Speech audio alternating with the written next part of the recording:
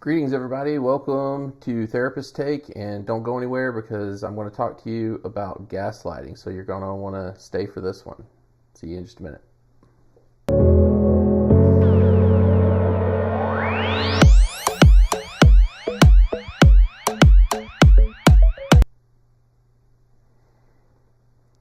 Hey, everybody. Welcome to Therapist Take. It's just me today. My partner in crime, Carrie, is not here today with me, but I am going to do this one solo because the way I'm going to do this is I'm going to talk about gaslighting, but I'm going to do it by addressing a series of questions that were asked through the comments and mainly of our YouTube videos, or there were questions that were asked directly, or some of the questions were kind of just a question that I formed based upon different comments that were made about gaslighting on through the content that we posted on our YouTube channel.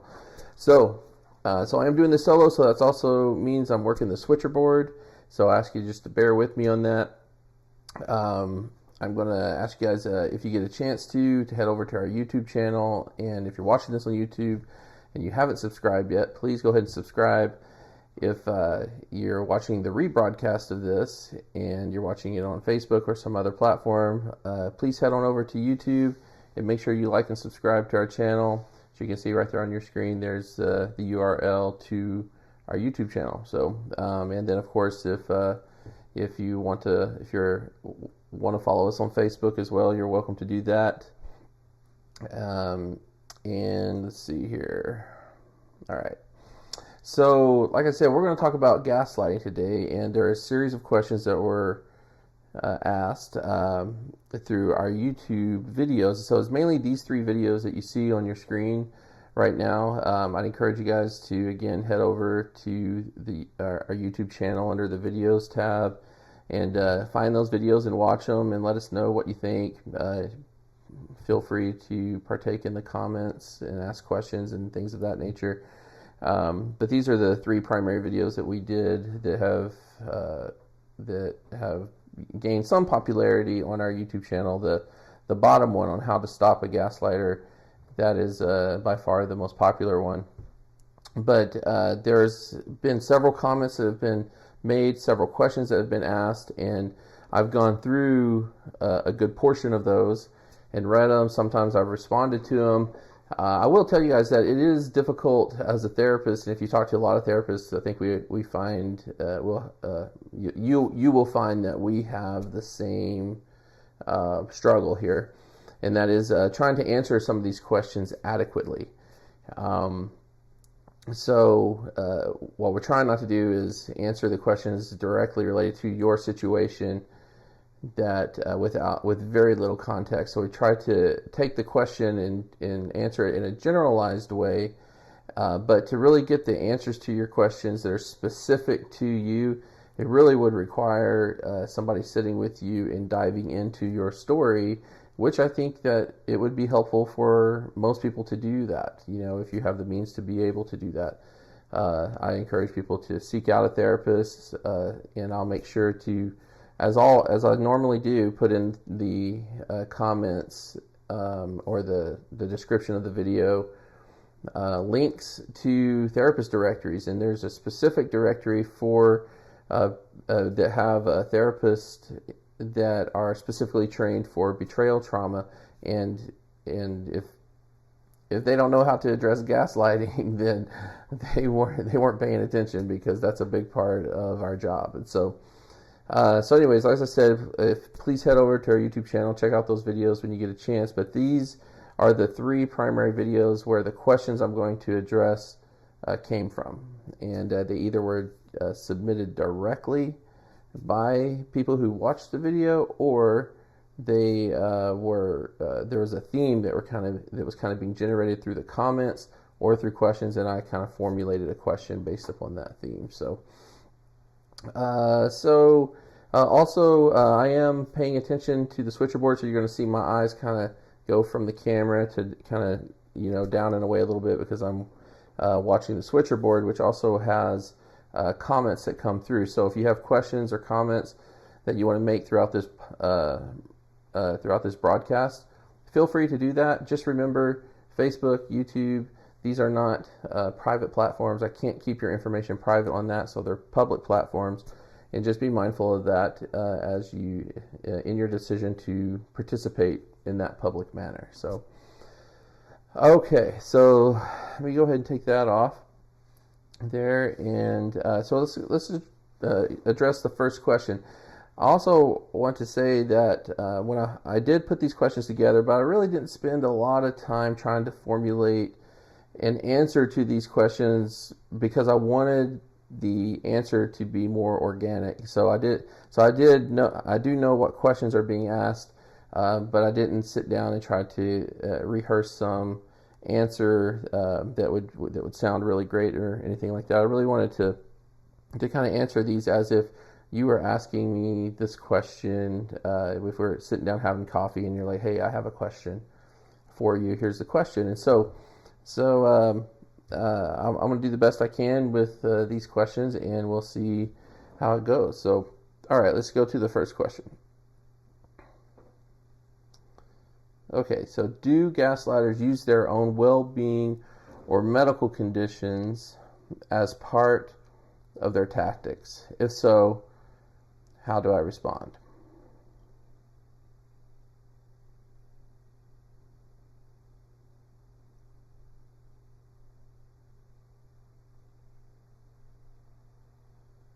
Bear with me here. I'm working on the graphic here. It's not cooperating with me. All right, here we go. Okay, so this is a question that to answer this question is just outright. Do gaslighters use their well-being or medical conditions as tactics? Yes, they will do that at times. And so what does that look like? Sometimes it might look like if they might threaten suicide would be kind of an extreme on that. Threaten to hurt themselves, or it could be through cutting, which isn't necessarily someone who cuts doesn't necessarily mean they are suicidal, but either through some version of self-harm or even killing themselves. That could be used as a form of gaslighting to try to manipulate people to feel a certain way or to get what they want, to alter the course or to distract you from the issue at hand. So now, one thing I want to point out about this is that just because someone might be using something like the threat of self-harm or suicide as a way to manipulate doesn't mean they wouldn't go through with it. So it doesn't mean they're not suicidal either.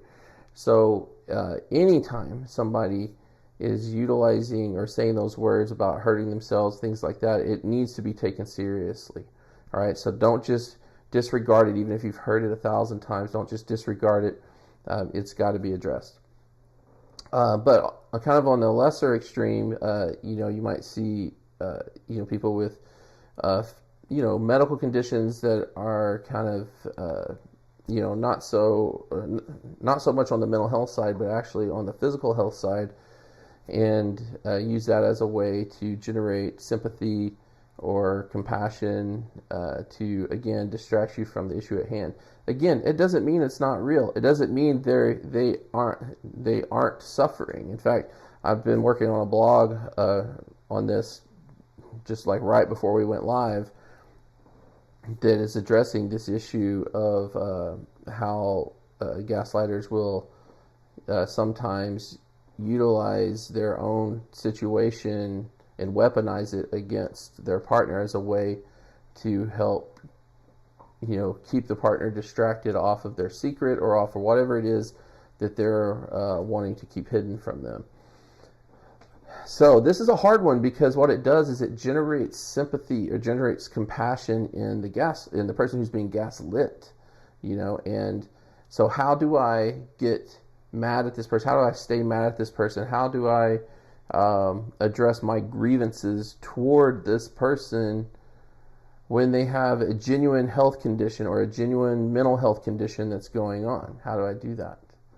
So it definitely is a conundrum for sure, because in as we anybody who's having to stand up to a gaslighter, it should not require you to cash in your own humanity in the process. So that's something that I would encourage you to remember, is that standing up to gaslighters, that does not require you to cash in your own humanity in the process. I see a lot of the comments and some of the the YouTube videos that we've done that, kind of reflect people that are fed up and hurt, and it might look like on the surface that's what they're suggesting to do, is cash in your humanity. I'm telling you that it should not require you to do that. You should be able to keep and establish your own humanity as you address this issue. So let's just take the issue of, like, if a gaslighter or a person is using their mental health condition like suicidality, so being, suicidal ideation, to manipulate the situation. So the first thing is to remember is that they truly might be suicidal, so you got to take that seriously. It's okay to be afraid for them, and it's also okay to be angry that this is that they're doing this. Once again, when you're needing your feelings to be addressed, those things can coexist at the same time. It's not an either or situation where it's either I show compassion to them or I get my feeling. I can have my feelings addressed. You get to have multiple feelings happening to you at one time. But then it would be to come up with a plan of that. Your job, when it comes to anybody, our humanity requires us to consider the well-being of somebody else. So if somebody's in danger, we need to speak up, right? And so when it comes to someone's safety and well-being from themselves, you're required to speak up. So that might require you to call for help. Say, here's the situation. You have said that you are a threat to yourself, and so here are the options. I can take you down to the ER to be assessed. I can take you to a certain mental health clinic that I have access to be evaluated, or I can call 911 and have somebody come out to evaluate you here. Or 988 is another option to call, which I love that we have a 988 number now for mental health crises. So the key is that yes, this might deflect you from what you were originally going to talk about, but you're also going to take this seriously, so that if they are, this helps. I think covers two different things. One is that if they are truly suicidal, you are taking it seriously. You're not going to you're not going to toy with this issue. You're going to err on the side of caution and take it seriously every time. So that means every time this happens, if this is the process you got to go through, this is what you have to go through. But what's not going to happen is that this issue is going to be used as a way to deflect you and let your compassion come in, and then you're the one that ends up taking care of them for this very serious issue, and then the thing that you're wanting to address doesn't get addressed at all. So that's just one issue, but that's probably the most dangerous one, I guess, the most alarming one of them all. But as you kind of back off from that, and if they're using other medical conditions to generate that sympathy or compassion from you, you'll have to decide from that point forward, like, what you want to do, what you're willing to do in effort to take care of them when it comes to that. But that does not mean that you don't get to be hurt, frustrated, angry, confused about whatever the other issue is. And so the key really is to just not let it be a permanent distraction. So it's a very difficult thing to tackle. Gaslighting behavior in general is complicated and difficult. That's why it's so traumatic, and it's also kind of why, especially like addicts and people who are cheating or they got secrets to keep, is the kind of why that's like their go-to, because it's actually pretty effective, because it plays on our humanity. And so it's a really good question, a very difficult one to answer on this platform, but it's a really good question. All right, let's go to our next question here. Can parents gaslight their children? So the basic answer to this is yes. Parents, it doesn't really matter what role you're in. And gaslighting can happen in any type of relationship. Whether it's a marriage or a parent-child relationship or a friendship, people can gaslight people as long as they have access to them. So parents can gaslight their children. Now, I think the more complicated piece to this is that as I was thinking about this question, I'm like, does that really happen in childhood? Like, do small children get gaslit, made to believe that they're crazy? I'm sure it does happen from time to time. Parents that might not have a level of self-awareness or trouble with humility, trouble with apologies, and then they make their children feel like they're the bad ones, or that they're the problem, and a lot of times it's the parents that are the problem. I mean, I think we see that phenomenon all the time in mental health, and any therapist out there that's watching this that works with children and families, I'm sure they can probably attest to that. And I think people who who aren't therapists that are out there that are around people who have kids, or maybe the family you grew up in, can attest to the reality that sometimes parents are more of a problem than the children, but it's the children that are being made to feel like they are the problem. I guess in a sense that sounds like gaslighting, like the children are being gaslit. I haven't really ever thought of it like that until this question came up. I definitely think this happens with parents of adult children. The willingness to use to weaponize feelings like guilt, like guilting your adult children to do this or to do that, to make them feel like it's their fault that they're not, that the parent, or that there's not a relationship there,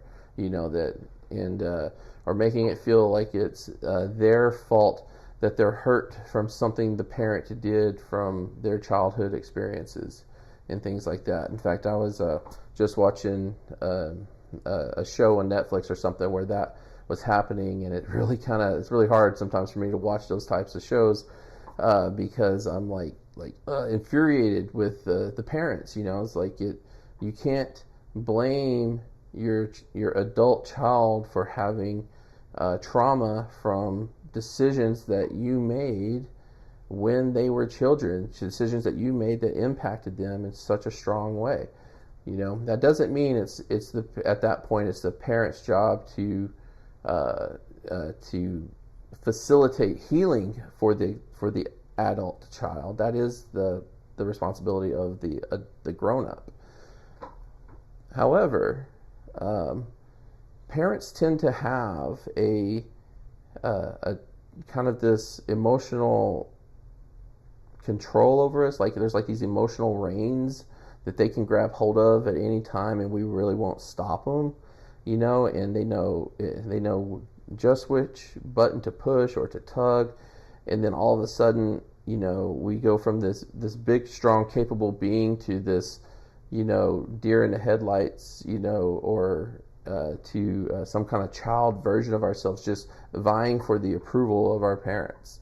And yeah, I would consider that a form of gaslighting, and it does happen. I think because of the nature of it, the relationship, I think it's a much more powerful relationship in terms of like if there's anybody in this world that can generate those types of feelings of guilt and those types of feelings of shame, it's probably our parents. So it might really take some work and self-awareness and some trauma work for the person who's in that type of situation. For any parents that are watching this, I really would encourage you to kind of do your own work in terms of looking at your relationship with your child, and because it's an easy trap to fall into if you don't have that level of self-awareness, where you might be making your child feel guilty or shameful about certain things and not even realize that you're doing it, because you're not paying attention in that sense to how your behavior affects them. So just because we're grown, it doesn't mean our parents cease to have that type of power with us. They definitely do, and I truly believe that even though there are people in this world that despise and loathe their parents because of certain things that have happened, I truly believe that most people deep down, if I could wave a magic wand and make their parents exactly the type of parents they wish they had, they'd take it in a heartbeat. And so parents, my message to parents is be mindful of the power that you wield, because it can have a very strong impact even on your adult children. So, okay, so let's go to the next question here.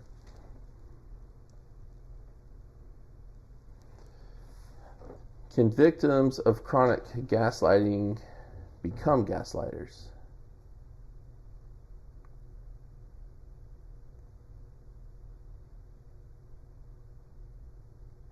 Apologize again.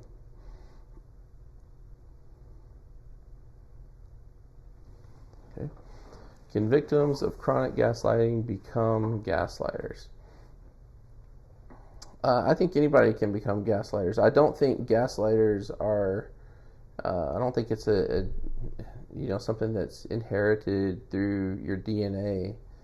I think it's learned. So I would probably say that probably all gaslighters, I would guess,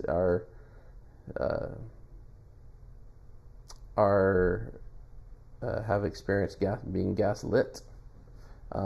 It's a good question. I'm sitting here trying to answer it while thinking about it. Can victims of chronic gaslighting become? I think the obvious answer is yes, that they can be, but I'm wondering if that is just exclusively true for all gaslighters. That the answer is that all gaslighters are victims of chronic gaslighting. But I think the word that kind of throws me off is chronic there. But I do think gaslighting in a lot of ways is a learned behavior, and I would venture to say, and so let me just, the key word there being venture, like I'm inclined to say that chances of gaslighters experiencing either directly or indirectly being gaslit, so either they have been gaslit by somebody else, maybe their parents, as we just talked about, or they have seen somebody close to them gaslighting another. So maybe dad gaslighting mom, mom gaslighting dad, or maybe they were in a relationship in their adult life where they were constantly being gaslit, and now the roles have kind of flipped and reversed. And so I definitely think that's a possibility, something that not only could happen, probably something that is likely to happen to most gaslighters. So I would guess that's probably a story of most gaslighters. Okay, next question here. Wouldn't the best way to respond be to ignore the gaslighter completely?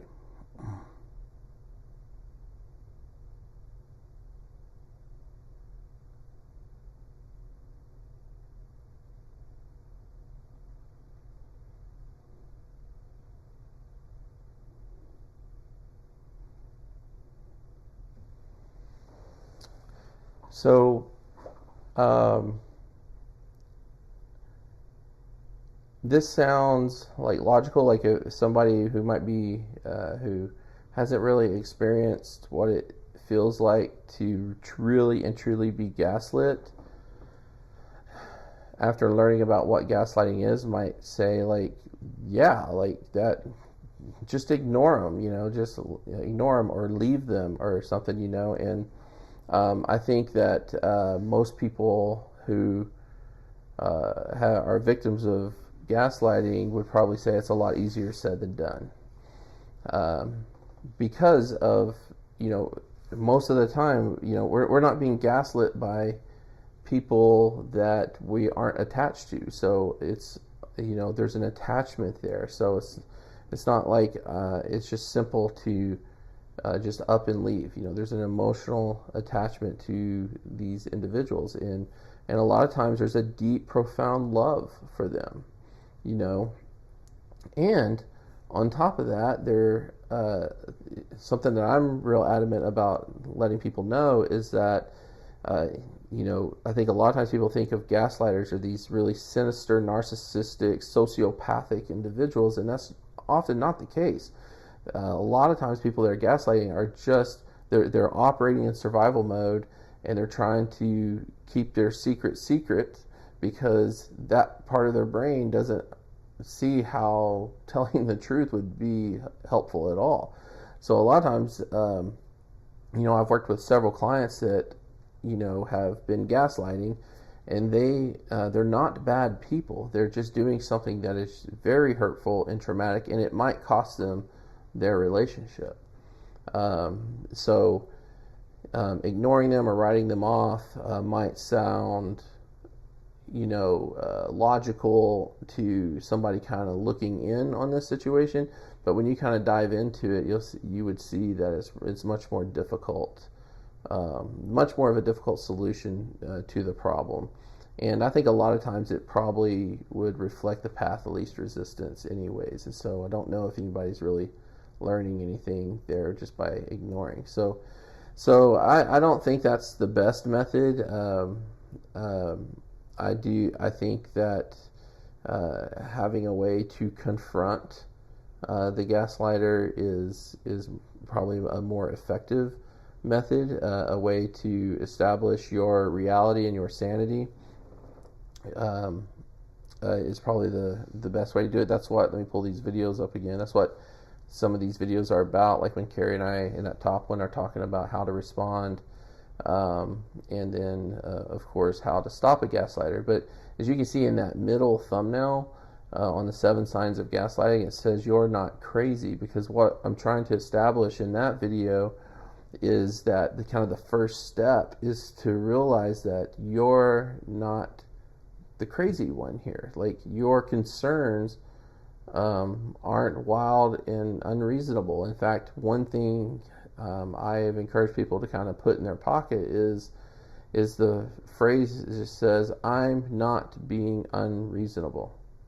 So if we want to kind of get rid of the double negative there, say like, my thoughts, concerns, and feelings on this matter are reasonable, right? And being confident in that confrontation and not letting the gaslighter distract you, I think is more helpful. And even if it's even if the relationship dissolves, I think you're going to feel much more empowered within yourself to say that I'm not going to fall for these shenanigans, So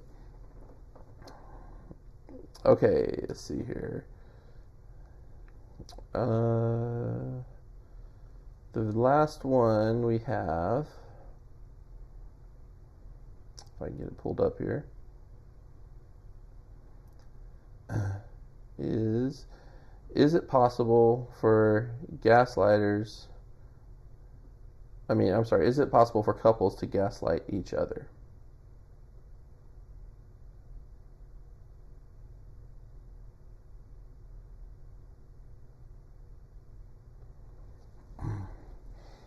Is it possible for couples to gaslight each other? I think, of course, I think it is. I would be careful with that, though.